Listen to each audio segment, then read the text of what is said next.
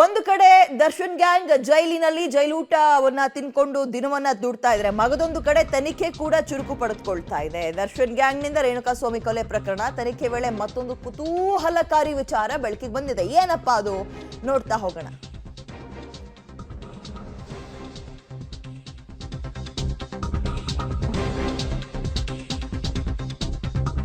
ಏನದು ಕುತೂಹಲಕಾರಿ ವಿಚಾರ ಅಂದ್ರೆ, ಹಲ್ಲೆ ಬಳಿಕ ಕ್ಷಮೆ ಕೇಳುವ ವಿಡಿಯೋ ಮಾಡೋಕೆ ಇವ್ರು ಪ್ರಯತ್ನ ಪಟ್ಟಿದ್ದಾರೆ. ಈ ಗ್ಯಾಂಗು ರೇಣುಕಾಸ್ವಾಮಿ ಕೈಯಲ್ಲಿ ಕ್ಷಮಾಪಣೆ ಕೇಳಿಸೋಕೆ ಪ್ರಯತ್ನ ಪಟ್ಟಿದ್ದಾರೆ.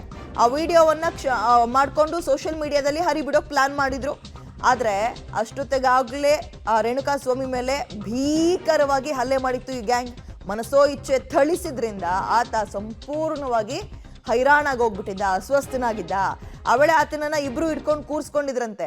ಆತನಿಗೆ ನಿಲ್ಲಕ್ಕೂ ಆಗ್ತಿಲ್ಲ, ಕೂರಕ್ಕೂ ಆಗ್ತಿರ್ಲಿಲ್ಲ, ನಿತ್ರಾಣನಾಗ್ಬಿಟ್ಟಿದ್ದ. ರೇಣುಕಾಸ್ವಾಮಿ ಮಾತಾಡೋ ಪರಿಸ್ಥಿತಿಯಲ್ಲೂ ಕೂಡ ಇರಲಿಲ್ಲ. ಅವಾಗ ಇವ್ರೇನ್ ಅಂದ್ಕೊಂಡ್ರು, ಬಿಡ್ರೋ ನಾಳೆ ಹೇಳ್ಸೋಣ ಅಂತ ಸುಮ್ಮನಾಗಿದ್ದಾರೆ. ಅದಾಗಿ ಕೆಲ ಹೊತ್ತುಗಳಲ್ಲಿ ರೇಣುಕಾಸ್ವಾಮಿಯ ಪ್ರಾಣ ಪಕ್ಷಿಯೇ ಹಾರಿ ಹೋಗಿತ್ತು. ಅಂದ್ರೆ ಇಂಥದ್ದೊಂದು ಇನ್ನೊಂದ್ಸಲ ಆಗಬಾರ್ದು, ಯಾರು ಕೂಡ ಈ ರೀತಿಯಾಗಿ ಅವಾಚ್ಯವಾಗಿ ಮೆಸೇಜ್ ಮಾಡಬಾರ್ದು ಅಂತೇನೋ ಇಂಟೆನ್ಷನ್ ಇಟ್ಕೊಂಡು ರೇಣುಕಾಸ್ವಾಮಿ ಹತ್ರ ತಪ್ಪಾಯ್ತು ಅಂತ ಕೇಳಿಸ್ಕೊಳ್ಳೋ ವಿಡಿಯೋ ಮಾಡೋಕ್ಕೆ ಪ್ಲಾನ್ ಮಾಡಿದ್ರು. ಓಕೆ, ನೋಡ್ತಾ ಹೋಗೋಣ. ರೇಣುಕಾಸ್ವಾಮಿ ಕೈಯಲ್ಲಿ ಕ್ಷಮಾಪಣೆ ಕೇಳಿಸೋಕೆ ಈ ಟೀಮ್ ಅಥವಾ ಈ ಗ್ಯಾಂಗ್ ಪ್ರಯತ್ನ ಪಟ್ಟಿದೆ. ಆ ವಿಡಿಯೋ ಮಾಡಿಕೊಂಡು ಅದನ್ನ ಸೋಷಿಯಲ್ ಮೀಡಿಯಾದಲ್ಲಿ ಹಾಕೋಕೆ ಇನ್ನೊಂದ್ಸಲ ಯಾರು ಕೂಡ ತಂಟೆಗೆ ಬಂದ್ರೆ ನೋಡಿ ಇಂಥದ್ದೇ ಗತಿ ಅನುಭವಿಸ್ಬೇಕಾಗತ್ತೆ ಅನ್ನೋ ಎಚ್ಚರಿಕೆ ಕೊಡೋಕೆ ಪ್ಲಾನ್ ಮಾಡಿದ್ರು ಇವರು. ಆದ್ರೆ ಹಲ್ಲೆಯಿಂದ ತೀವ್ರ ನಿತ್ರಾಣನಾಗಿ ರೇಣುಕಾಸ್ವಾಮಿ ಇದ್ರು. ಆತನಿಗೆ ನಿಂತ್ಕೊಳ್ಳೋಕ್ಕೂ ಕುತ್ಕೊಳ್ಳೋಕ್ಕೂ ಆಗ್ತಾ ಇರ್ಲಿಲ್ಲ, ಮಾತಾಡೋಕ್ಕೂ ಆಗ್ತಾ ಇರ್ಲಿಲ್ಲ. ಆತನನ್ನ ಕೂರಿಸ್ಕೊಳ್ಳೋಕೆ ಒಂದಿಬ್ರು ಬೇಕಿತ್ತಂದ್ರೆ, ಅಂದ್ರೆ ಪೂರ್ತಿಯಾಗಿ ಹೀನಾಯವಾಗಿ ಹೊಡೆದಿದ್ರು ಅಂತ. ಮೊಬೈಲ್ ಫೋನನ್ನ ಹಿಡಿದು ಮತ್ತೊಬ್ಬ ನಿಂತಿದ್ದ, ಇನ್ನಿಬ್ರು ಆತನನ್ನ ಕೂರಿಸ್ಕೊಂಡಿದ್ರು. ಮಾತಾಡು, ತಪ್ಪಾಯ್ತು ಅಂತ ಹೇಳು ಅಂತ ಬಲವಂತ ಮಾಡ್ತಾ ಇದ್ರು. ಮುಂದೆ ಈ ರೀತಿ ಇನ್ನೊಂದ್ಸಲ ಮಾಡಲ್ಲ ಅಂತ ಹೇಳು ಅಂತ ಒತ್ತಾಯ ಮಾಡ್ತಾ ಇದ್ರು. ಆ ವೇಳೆ ರೇಣುಕಾಸ್ವಾಮಿಗೆ ತುಟಿಕ್ ಪಿಟಿಕ್ ಅನ್ನೋಕ್ಕೂ ಕೂಡ ಸಾಧ್ಯ ಆಗಿರ್ಲಿಲ್ಲ, ಸುಸ್ತಾಗ್ಬಿಟ್ಟಿದ್ರು.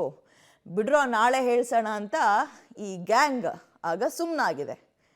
ಈಗ ಇವತ್ತಾಗಲ್ಲ ಅವನ ಕೈಲಿ, ನಾಳೆ ಹೇಳ್ಸೋಣ ಬಿಡಿ ಅಂತ ರೇಣುಕಾಸ್ವಾಮಿಯನ್ನ ಸೆಕ್ಯೂರಿಟಿ ರೂಮ್ಗೆ ತಂದು ಈ ಗ್ಯಾಂಗ್ ಹಾಕುತ್ತೆ. ನಂತರ ಕೆಲವೇ ಕ್ಷಣಗಳಲ್ಲಿ ರೇಣುಕಾಸ್ವಾಮಿಯ ಜೀವವೇ ಹೋಗಿರುತ್ತೆ. ಫೋನ್ ಮುಖಾಂತರ ವಿಚಾರವನ್ನ ಆರೋಪಿಗಳು ದರ್ಶನ್ಗೆ ತಿಳಿಸ್ತಾರೆ, ಜೀವ ಹೋಗಿದೆ ಅಂತ. ಇವೆಲ್ಲವೂ ಕೂಡ ಪೊಲೀಸರ ತನಿಖೆ ವೇಳೆ ಅಪಾಲಜಿ ಪ್ಲಾನ್, ಇವ್ರು ಅಂದ್ಕೊಂಡಿದ್ರಲ್ಲ ವಿಡಿಯೋ ಮಾಡ್ಕೊಂಡು ಸೋಷಿಯಲ್ ಮೀಡಿಯಾಗೆ ಹಾಕಬೇಕು ಅಂತ, ಅದು ಬಟಾಬೈಲಾಗಿದೆ. ಆರೋಪಿಗಳ ಮೊಬೈಲ್ ರಿಟ್ರೀವ್ಗೆ ಪೊಲೀಸರು ಕಳಿಸಿದ್ದಾರೆ.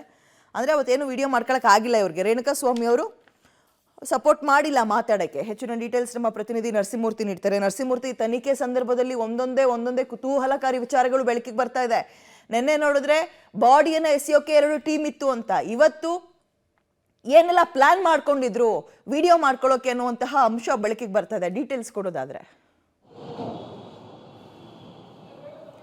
ವಿದ್ಯೆ, ಈ ಒಂದು ವಿಚಾರದಲ್ಲಿ ವಿದ್ಯಾ, ಪ್ರಮುಖವಾಗಿ ದರ್ಶನ್ ಅಂಡ್ ಗ್ಯಾಂಗ್ ಅವತ್ತು ಆ ಶೆಡ್ನಲ್ಲಿ ಏನೇನಾಯಿತು, ಯಾವ ರೀತಿಯಾಗಿ ವಿಡಿಯೋವನ್ನು ಮಾಡಿಕೊಂಡು ಅದನ್ನು ಸೋಷಿಯಲ್ ಮೀಡಿಯಾದಲ್ಲಿ ಹಾಕಬೇಕು ಅಂತೇಳಿ ಅಂದ್ಕೊಂಡಿದ್ರು. ಈ ಎಲ್ಲ ವಿಚಾರವೂ ಕೂಡ ಇದೀಗ ಪೊಲೀಸರ ತನಿಖೆಯಲ್ಲಿ ಒಂದೊಂದಾಗಿ ಹೊರ ಬರ್ತಿದೆ.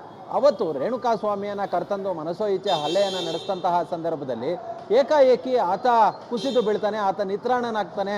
ಆತನ ಕೈಲಿ ನಿಂತ್ಕೊಳ್ಳೋದಕ್ಕೆ ಕುಳಿತುಕೊಳ್ಳೋದಕ್ಕೆ ಸಾಧ್ಯವಾಗೋದಿಲ್ಲ.